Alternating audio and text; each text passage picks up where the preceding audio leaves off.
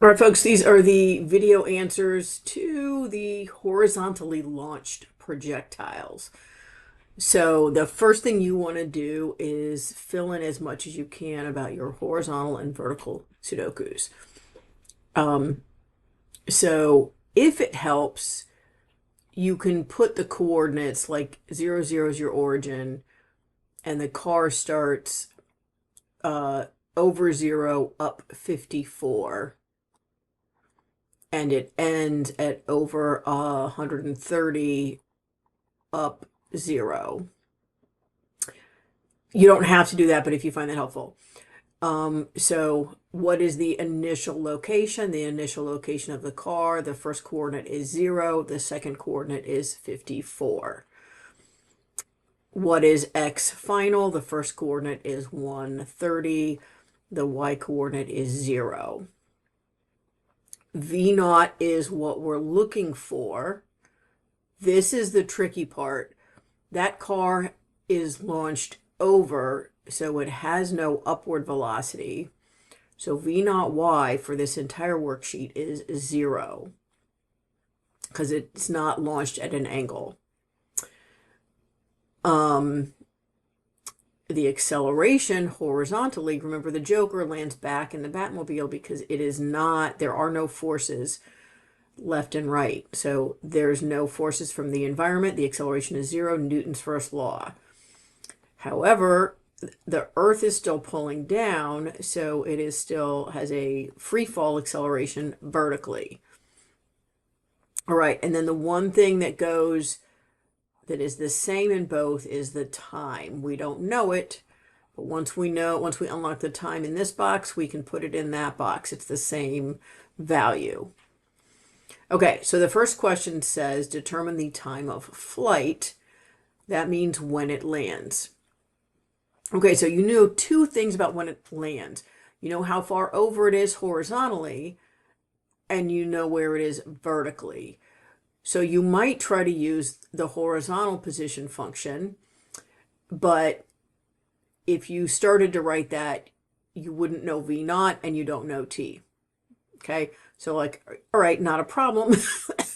Let's try the vertical. And then you can see we've got everything to put in our position function, and we have the output of the function. Okay, so vertically, we're going to say y equals my initial location plus v naught yt plus at squared over 2. So this is just the position function. I'm just using y variables because it's in the vertical. And the output of the function is 0 when the car lands on the ground. It started at 54 meters up. This is where people make mistakes. They just want to give that vertical velocity. They see the velocity up here. This one doesn't have a number, but just be really careful. In this horizontally launched, it doesn't have any ups or downs. And acceleration is minus 9.8. So this is really just a disguised free fall problem. So I'm going to subtract 54 from both sides, and negative 9.8 over 2 is minus 4.9 because I've done it a million times. And then we're going to divide both sides by negative 4.9. And you get t squared is 11.02. And then you're going to take the square root of both sides, and you get t is 3.32 seconds, because that's way taller than the balcony from the backfield. Okay, so as soon as you have that time, that goes in both of these boxes because time passes the same for the horizontal and the vertical. Okay, time of flight, done. How fast was the car going when it went off the cliff? Okay, so now we have enough information that we hope we can use the horizontal position function.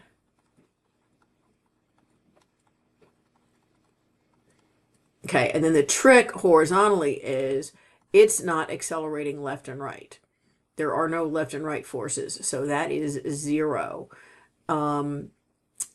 And so you don't have to write this and cross it out each time. You can just start with this distance equals head start plus rate times time.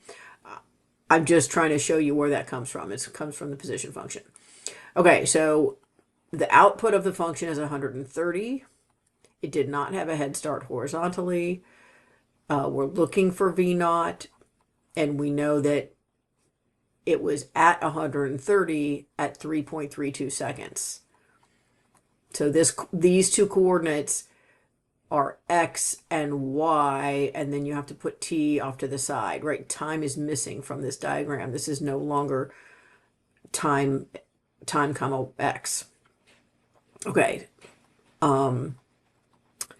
So the initial speed is 130 meters over 3.32 seconds, which is 39.2 meters per second.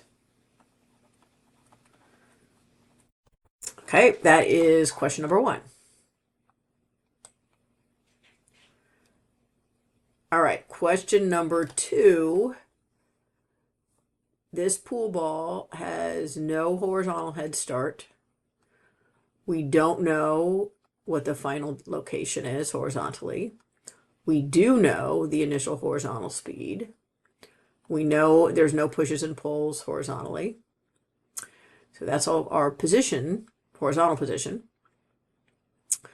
Vertically, it starts 0.6 meters above the ground. It does not have any up and down speed, so that's 0. I shouldn't make that, that's 0. And it's on Earth, so A is negative 9.8. And then when it lands, it's on the ground. Okay, so sorry, I don't think we should put X's in. It's a value. It's 0. It's going to cancel things. All right, determine the time of flight. This projectile is over when it hits the ground, which means it's some distance r over and no vertical. So we're going to go with our vertical position function. Output is on the ground. I started at 0.6. I have no left up and down velocity, and I'm on Earth, so A is negative 9.8. Right, I'm going to subtract 0.6 from both sides, and then divide by negative 4.9, and I get T squared equals 0.122. So I take the square root of both sides, and I get T equals 0.350 seconds, which makes sense, right? It's less than a second because this is basically the height of the lab bench-ish. Actually, it's lower. The lab benches, I think, are 0.7 or 0.9. So it's going to hit the ground pretty darn fast because gravity is pretty strong. And that time goes in both Sudokus. Okay, so that is A. And then B, we want to know, we're calling this R because it's the range, like a firing range. So horizontally, distance equals head start plus rate times time, no acceleration. We want to know that distance. I'm going to call it R. It does not have a left and right head start. We know that it is just heading over at a constant rate, like in the video lab you did. And the time is 0.35. So the range is 2.4 times 0.35, which is 0.84 meters, almost a meter. That's how far it landed. Okay, that was question 2. Moving on to question 3. Soccer ball launched off a cliff. It starts at x equals 0. It ends 35 meters away from the cliff. We don't know the initial speed. We do know the acceleration is 0. Okay, so we're done with the left and right. And then up and down, it has a vertical head start. It's above the ground. It ends on the ground. It has no up and down velocity. That's what we're going to add next in the next homework set. It's being pulled down towards Earth, and we're ready to start solving. Okay, time of flight. In this case, the projectile is over when it hits the ground. So hitting the ground means y final is 0. I started out with an initial height of 22. I don't have any horizontal I don't have any vertical velocity, and I'm on Earth. So then we have negative 22 on this side equals minus 4.9. Divide by negative 4.9. And you get t squared equals 22 over 4.9, which is 4.49. And then you take the square root of both sides, and you get a time of 2.12 seconds. And time passes equally for both horizontal and vertical. And so now we are ready to find the how fast it was going when it left the cliff. Okay, so horizontally, distance equals x naught plus rate times time. If you look at this, this is kind of the fire drill formula, alternative position function, because that was true if the velocity was constant, if we use the average velocity, and we are using the average velocity because it's just constant. Sorry, that's not very neat handwriting. Okay, x is 35 equals, I don't have a head start, so that's 0. I'm looking for how the horizontal launch, and I now know the time is 2.12. So V naught x is 35 over 2.12. Sorry, I don't know what that is. V naught x is 16.51. That was the initial speed. That's about, I don't know, 34 miles an hour. Okay, done. The last question is good because it kind of changes up what you know and don't know.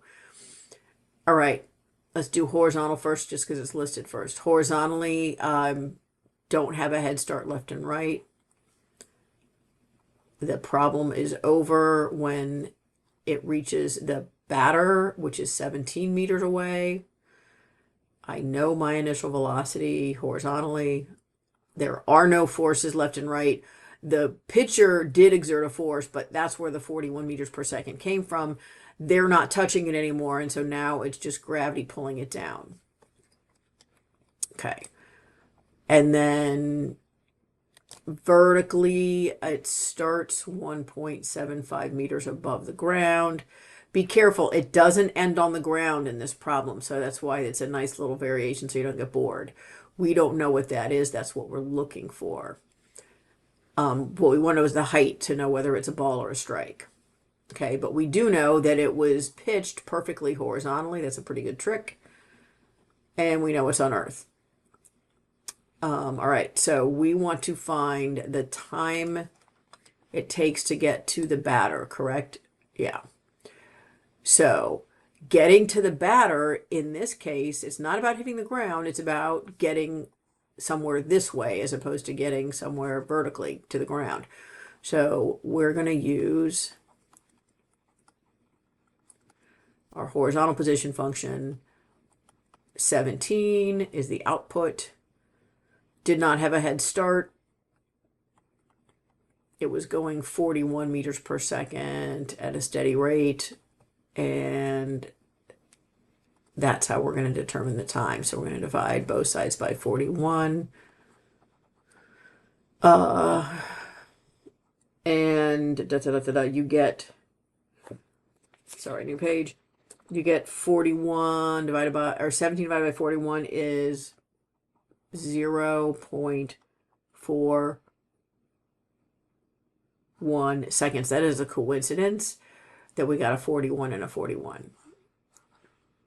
Okay, and time passes equally in both horizontal and vertical land. And so that is the time. And then question B says, find the height, so we know if it's a ball or a strike.